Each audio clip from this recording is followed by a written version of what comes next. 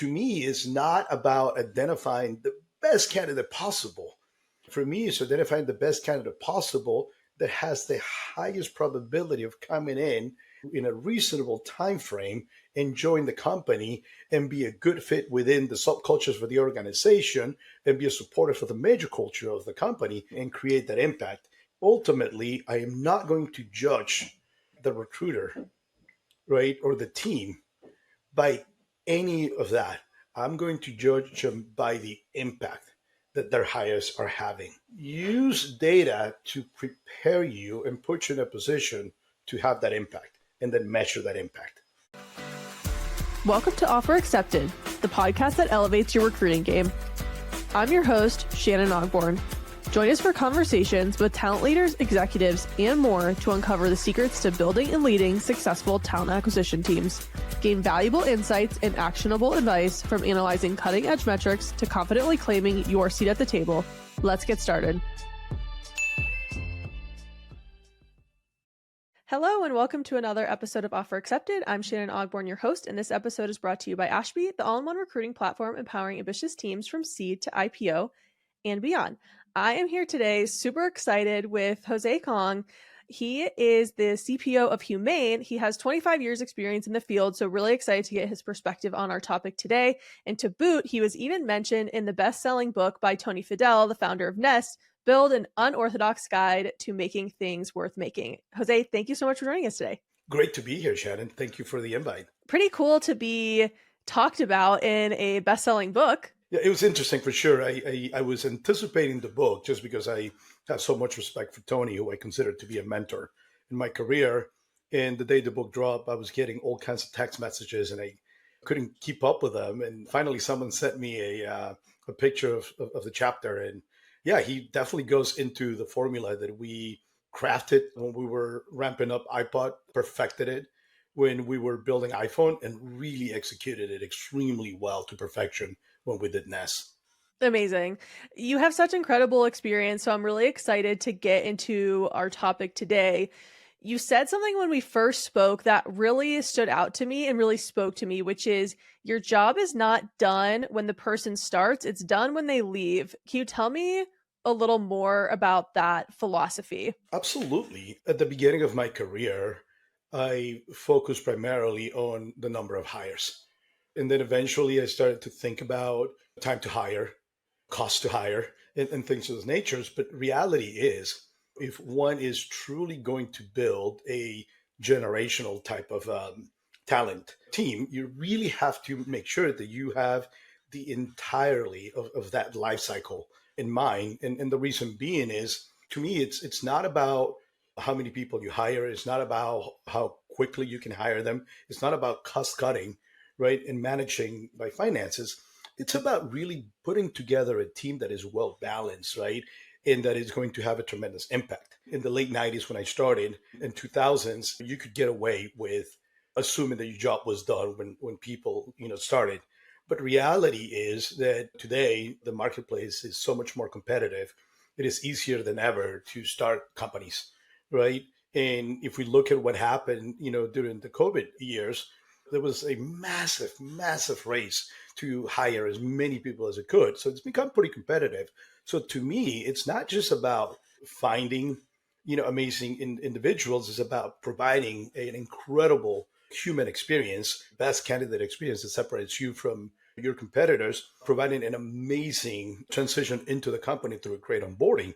But then you have to make sure that you are continuing to re-recruit those individuals, because you don't want to go back and backfill them, right? Otherwise, you're not really creating that generational platform of talent that it's available. To me, re-recruiting them is not just about making sure that they are, happy and engaged, but really to find out what are the things that we can provide from the talent side into the people side so that we can be ahead of the needs of an individual in terms of their development, in terms of their growth, in terms of what they want to do. So there's a lot of conversation now as well on this elongated process of being hired and then becoming an employee that's also related to performance, hiring people who will perform the best.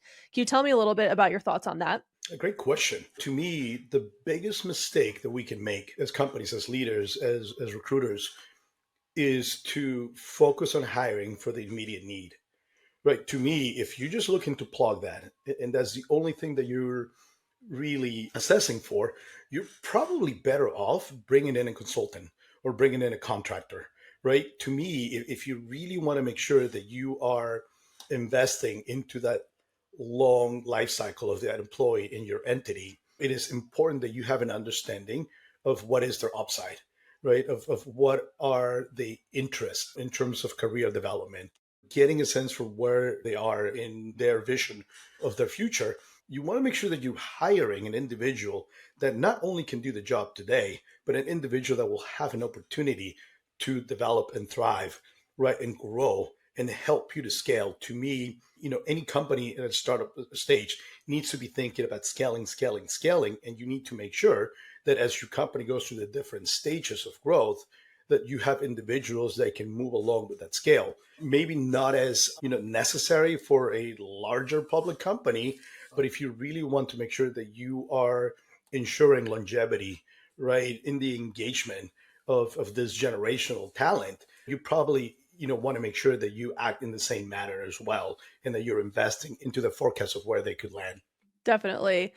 I think what you had or how you had posed this to me previously was impact of hire. Is impact of hire the same as quality of hire? Like, what does that mean to you, and why is it so important? I think the quality of hire is probably the early assessment of the employee as they get started. Impact is when you get the validation, right, that the quality is there.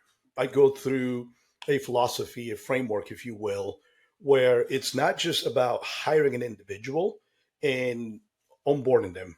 To me, I go back to something that I call day one. Day one is when I'm going to start to hopefully validate, right, that this is a high quality individual, and hopefully be assured that there's going to be an impact. And so, what are the things that I do? Even when I was an individual contributor, I would go and sit with the manager after the first week, and I would ask him, hey, do we still think that this person is as good as we thought they were? Are they better than expected? Maybe not as good, but we're glad that they're here and we can mentor them and get them to where we need them to be. Or was this potentially a bad hire? And these are questions that I continue to ask on a monthly basis, on a quarterly basis. And the reasons for that is you want to make sure that if someone is as good as you expected, great. How quickly can you ramp them up? How can we optimize their impact, right? How can we figure out where they can go if they're better than expected? What are the things that we can do to provide more responsibilities, more opportunities, more challenges for this individual? And how hiring someone that is giving us more than what we expected affects future hiring within the organization? And is this someone who can excel as an IC, or is this someone that has leadership capabilities and we can start to teach them the principles of management?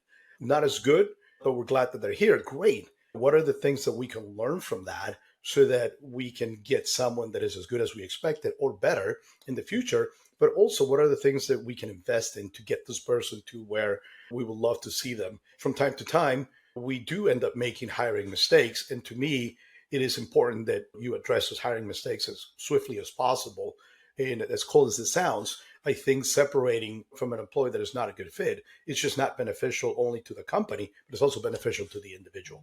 And there's definitely a certain recalibration. There's always recalibration opportunities, whether, to your point, they're doing fantastically and they have a high potential for even more, whether they are doing pretty good, but like maybe there's some area for growth, or whether they're not going to work out. There's always a recalibration. There's always something to learn. Absolutely. Right. To me, there is an importance in terms of understanding what is happening with each of the individuals. As a leader, you want to have a sense for the various personalities, the various skill levels, right? The ambitions and all of that. And not only is it essential in terms of making sure that this high value, hopefully generational talent is going to continue to be engaged, right? And happy and productive, but it also feeds into the notion of what is it that we truly need on the next set of hires. based on understanding our employees. Because ultimately, if we really want to, we talked about impact a couple of minutes ago. If you really want to bring impact from a talent perspective, from a people perspective, to me, there is no bigger impact than being able to really, really, really nail down organizational design. Like, to me, if you can figure out a way where you're putting the right pieces in place and you're keeping the team balanced, right? And you have an understanding of what skill gaps are missing, what traits of personalities are missing, right? The different career stages of the team and the dynamics, that's when you can get to a place where you can be very confident in terms of the impact that not only each individual has the potential in their opportunities, but collectively as an organization, right? Hopefully you're moving things along aggressively. In my experience, again, we started to think about these things in iPod, really saw them in iPhone in action, and Nest was a company that just aggressively grew, right? And became successful based on that. And, I have taken the same learnings and been applying it to what's happening at Humane, with the notion, though, that you can't just take a script or a playbook and assume it's going to work. You really have to customize it, right, to the new environment. So the burning question that often comes up in the talent community and the people ops community, especially around that elongated experience between hiring someone and their experience as an employee and doing the job, people want to know, how the hell are you tracking this? Early in my career, the loss of intuitions played a great role into how I analyze and access information. But I quickly realized that intuition, as important as it is, and it is very important, it just doesn't scale, right? You need structure, you need framework, you need tools. And I went from gut feeling to notes on a notebook to spreadsheets, right? And then tools. The exciting part about, the present and the future of recruiting is that AI, in my opinion, it's going to be able to provide an opportunity to really supercharge our ability to measure, track, and help us with predictions. Ultimately, I don't ever, see AI replacing our roles, but I do see AI really augmenting the intelligence capability, right, of our roles, the opportunity to automate administrative tasks, repetitive tasks that take time away from us being present, being in the moment, and connecting with individuals. And so, right now, we are building our own tools. We are creating GPTs, looking to turn those GPTs into agents that are going to help us through. But as I mentioned many, many times, and I think I mentioned the last time you and I spoke, I'm not in the business of building tools. And, for me to build tools, it takes away from the focus, from the strategy, from driving impact into my company. And so my hope is that there are going to be organizations out there like Ashby, right, that are going to take some of these ideas and really productize them, so that instead of me thinking about how we can build things and how we can track things, right, I will be able to, just have it as part of a package. But as of today, internally, we're developing our own GPTs. And again, we're looking to create agentic intelligence that can help us to do our job and track all that information. For sure. I joined Ashby because I saw the value of our analytics product, and obviously things have grown so much since then, especially talent and people ops teams. All of these people analytics, talent operations, those roles haven't existed for a long, long time.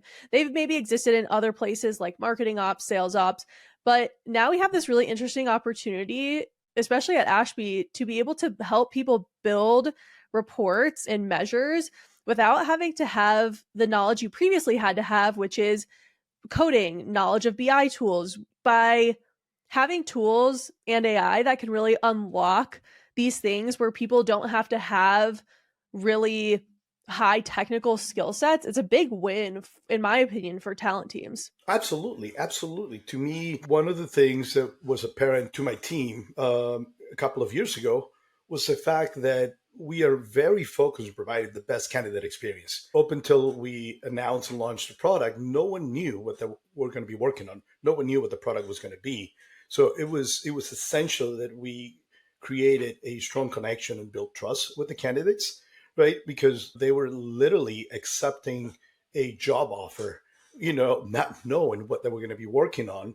And we quickly realized that it was pretty tough and taxing to do both, to be great at doing the little details of administrative efforts, right? And to be present and engaging in a human manner to build that trust.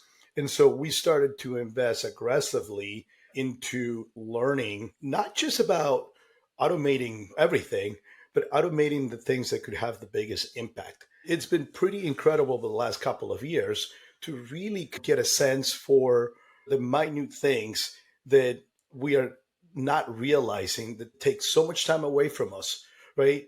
In which we can truly bring augmented intelligence, AI. I don't call it artificial intelligence, I call it augmented intelligence, and really help us, right, to focus on the things where we're going to have the biggest impact.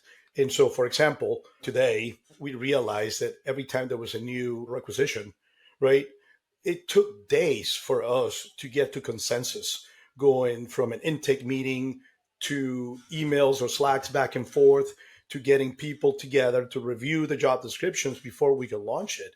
Today, we have a conversation. That conversation is being annotated by a tool, is being fed into a GPT that we train, and the GPT is providing real time information in a matter of hours, whereas before it used to take days. We're connecting it, utilizing our systems to make sure that the people associated with that specific assessment of that new role, right, have a chance to see it real time. It's amazing what it's done for us. The job descriptions have gotten better, right? The interview planning has gotten much, much better. And we're at a point where not only have we automated that, but we are also are building the capabilities to automate the preparation to the candidate prior to them meeting with the initial screen or with a panel of interviewers. It's pretty exciting. And again, on the surface, most would assume, right, that a tool like that could replace humans. But reality is, I don't believe that the tool is going to be able to do that. You are going to need that human connection. You're going to need that trust that is going to be built. And to me, that trust is going to be strengthened, right, by high quality data that goes along with high quality time that you're spending with those individuals. I'd have to imagine as well that all these amazing things that you're doing have a solid impact of a hire because you're getting all the right inputs so that you can hire the person that's the best match. But I would love to quickly take a step back to the measurement piece. What do you think are the most important inputs for measuring something like quality or impact of hire? So to me, there are a few components. Number one, you have to be able to analyze the decision making process, right? You have to make sure that you have a good understanding of how the decision was made to select an individual, right, and onboard them. To me, that is important. And the reason being is that you can go back and validate the job description, to validate the pre-planning. To me, there's never going to be a situation where you build it once and that's it, it runs on itself. It's never going to be that. With each individual that you insert into an existing nucleus, into a team, right, the dynamics change, right? And it could be personality, it could be skills. The understanding of how we got there in that selection, coupled with, is this person as good as we thought, better than we thought, not as good, but we're glad that they're here, or we made a mistake, can really help us to understand that potential for impact and eventually witness that impact.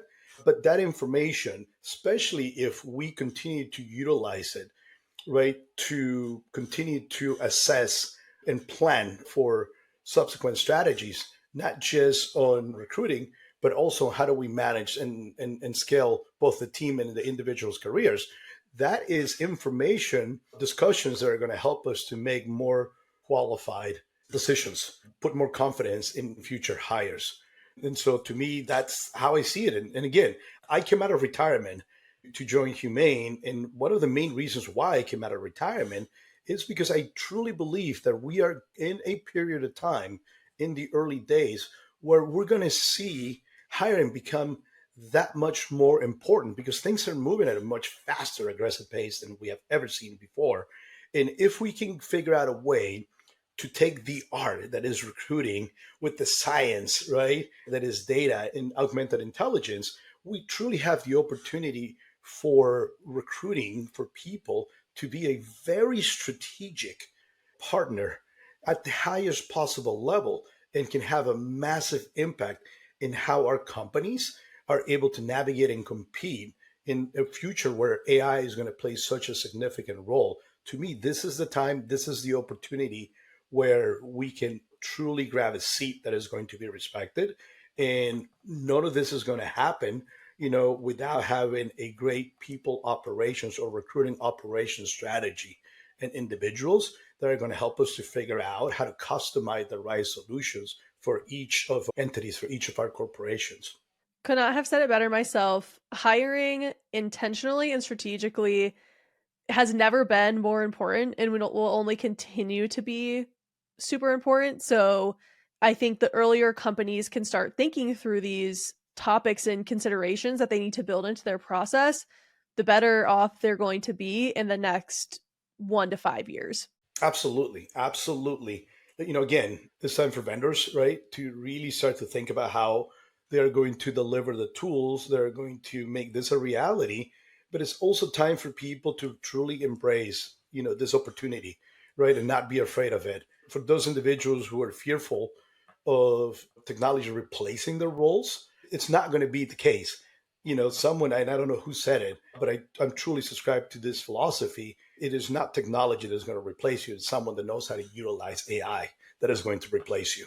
And again, I think that we're in for one of the most exciting periods, if not the most important period in the history of recruiting, in the history of talent. Something you said about vendors got me excited because as a vendor, as Ashby, we have seen a lot of our customers utilizing Ashby get promoted, move into new exciting roles for them. And it's not because of the tool per se, but it's because the tool is enabling them to showcase their value.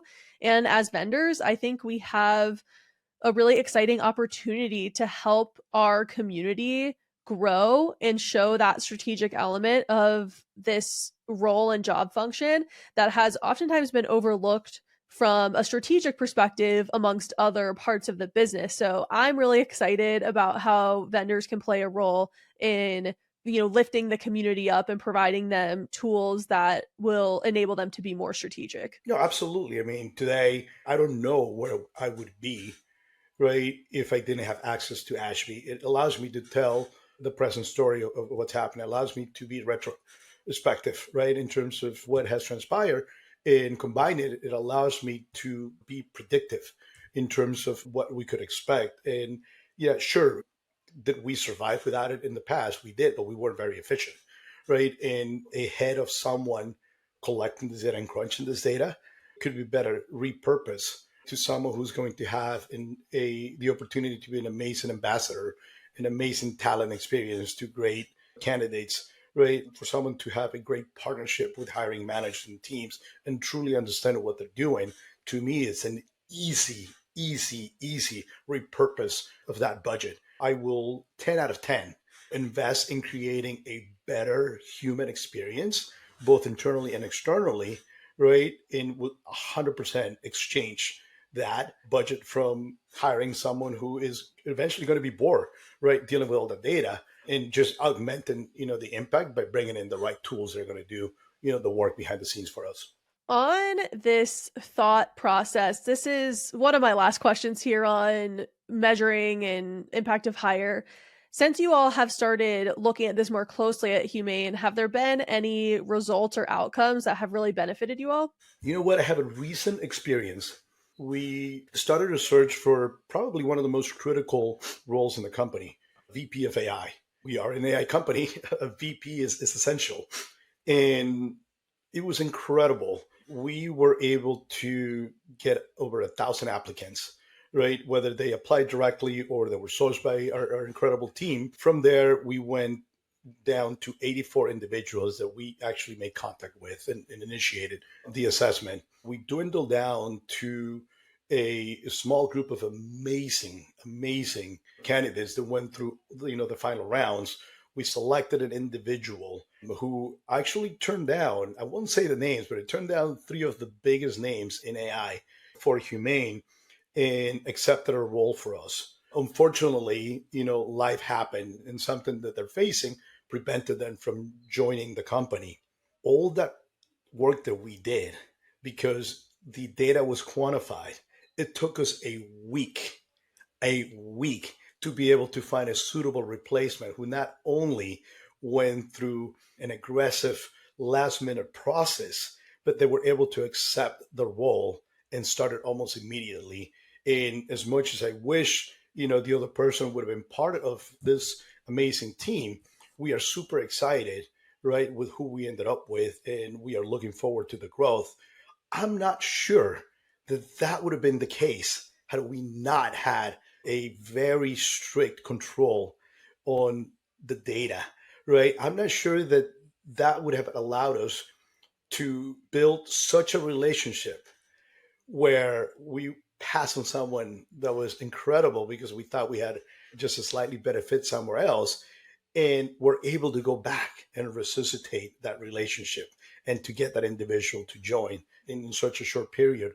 And to me, that is the ultimate example of the power of both data, right, and tools and systems, but also the human connection. Like, to me, those two combined, it's going to be a connective tissue that again is going to propel our industry, right, our profession, into one of the most important roles in corporate America over the next quarter of a century. That's an amazing story. The thing that I love the most, though, is that this belief in the human centered part of talent is not new to you. You used to show up to your hired candidates orientation at Apple to meet them on their first day. Absolutely. The one thing that I would say about recruiting is that it is not transactional.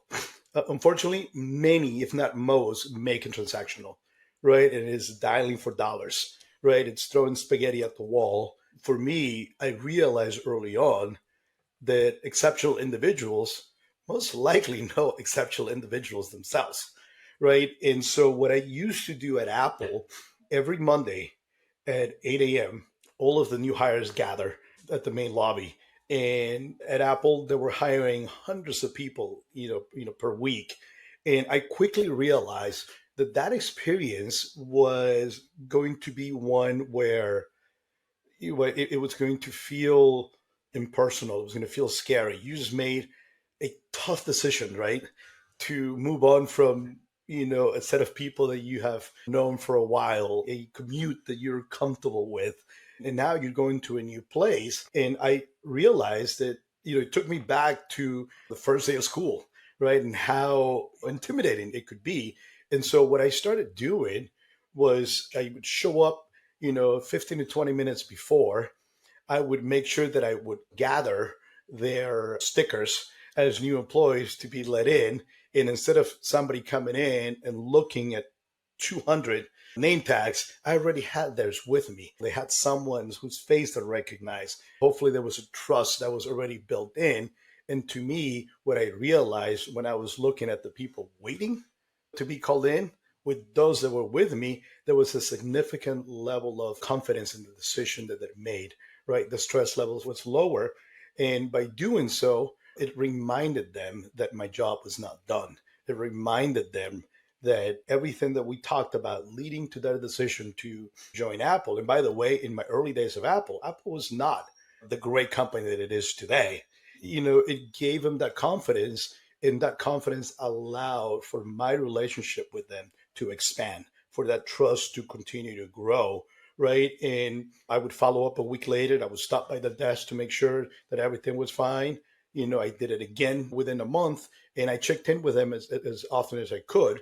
And after a while, I think that people around me were probably wondering why they never saw me sourcing, right? They never saw me on the phone calling candidates, but I was able to bring in great candidate after great candidate after great candidate. How did I do that? Well, guess what? I would just call those people whose relationships were expanded by the trust that we created, right? Not just from the recruiting, process, but from the onboarding process and forth. And those individuals were able to help me, right, to identify and secure those great generational talents that I was bringing in the subsequent months. I love that. Humans in recruiting is not lost, and I think we agree that that will not be lost soon. I would love to take like a million steps back. I feel like from our conversations, I sort of know a little bit of your answer to this, but I would love to hear when you hear hiring excellence, what does that mean to you? The fear that I have when I hear hiring excellence is that most will make the mistake, again, of assuming that if the wrong data checks up, because there is such thing as collecting the wrong data. There is such thing as overemphasizing on the wrong data. And again, if you're just focusing on time to hire, if you're focusing on cost, of hire, if you're focusing on the number of hires that your recruiters are delivering, yeah, right. A broken watch, it's right twice a day, right? And to me, you really are not looking at excellence. You're looking to validate, right, your existence, your impact. And to me, what you really want to do is you want to make sure that you have a great strategy of prioritizing the hires, right? So that you can empower the recruiters to work on less requisitions but have more time to study the market, to connect with the hiring manager, to enable the recognizance of what it is that you're looking for with the interview team, the panel, right? And be able to do research and analyze, right? That talent pool and get a sense for what it is that the company really needs. To me, is not about identifying the best candidate possible, right? For me, it's identifying the best candidate possible that has the highest probability of coming in a reasonable time frame and join the company and be a good fit within the subcultures for the organization and be a supporter for the major culture of the company and create that impact. Excellence to me, as much as I love data and I talked about data for most of the podcast, ultimately I am not going to judge the recruiter, right, or the team by any of that. I'm going to judge them by the impact that their hires are having, right? By the ability to be able to do something like, goodness gracious, we thought we had an amazing executive about to join. It didn't work out. What do we do? Great. Within a week, we find a suitable replacement. And so to me, how do you quantify that through data? You almost can't. And so the way I think about, the way I create my philosophy is use data to prepare you and put you in a position to have that impact and then measure that impact. I love that. That was a like nice full circle moment. Also with a couple of hot takes. So our last question, and I feel like you're 2+ decades in the industry, you have to have some hot takes. So I would love to know, what is your recruiting hot take? Whew, how controversial do you want me to be? Here's my hot take. Get away from being transactional. Get away from being transactional, right? Don't make the mistake to assume that just because you find the right person or a person or candidate that is willing to take the role, that is the essence of your role. No, really become ingrained with what it is that your company is trying to do.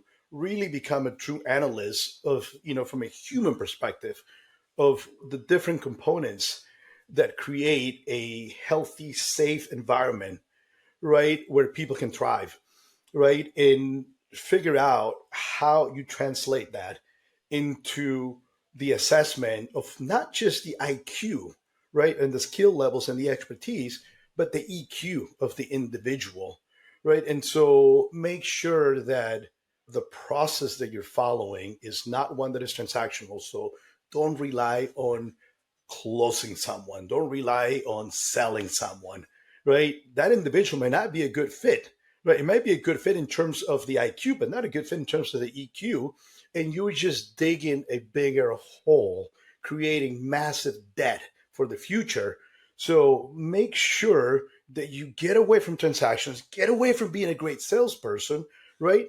And figure out what it is that will make this successful. And the only way, in my opinion, that you can do that is by creating an amazing experience with your hiring team so that they can open up and tell you exactly what it is that you need, but also with the candidate so you can really have a good understanding.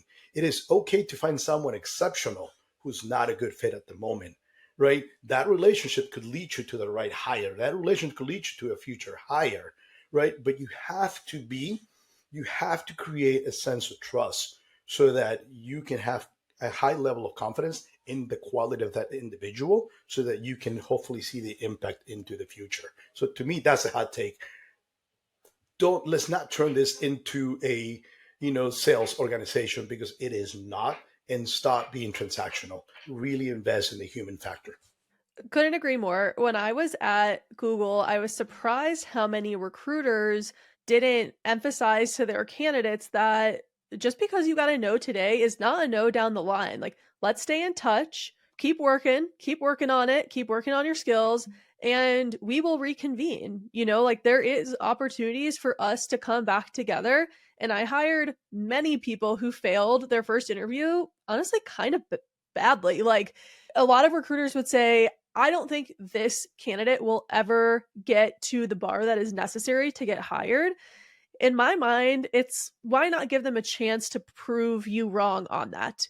And so I would always say to my candidates, a no today is not a no a year or 2 years from now. Keep at it and we will stay connected. And it means all the world to a candidate, because then they feel like the door is not completely closed. And so I think that's definitely really important. So I agree. love that. Absolutely love that. It's the right philosophy. Well, I think we are coming up on our time. Where should people go to learn more about you and Humane? Humane.com. And for me, I'm on Twitter, I'm on LinkedIn, tend to be more active on LinkedIn than anything else. And feel free to reach out. I'm always open to having conversations with individuals. Even though I've been in the industry for over 2 decades, it's amazing how much I learn from every conversation that I have and every new person that I meet. Amazing. Well, Jose, your insights are so valuable. I can't wait for folks to hear all of it. Thank you again for joining us on Offer Accepted. Really appreciate you spending some time with us. Thank you so much. Had a great time. This episode was brought to you by Ashby. What an ATS should be. A scalable, all-in-one tool that combines powerful analytics with your ATS, scheduling, sourcing, and CRM.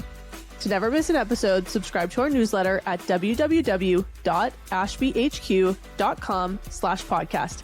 Thank you for listening, and we'll see you next time.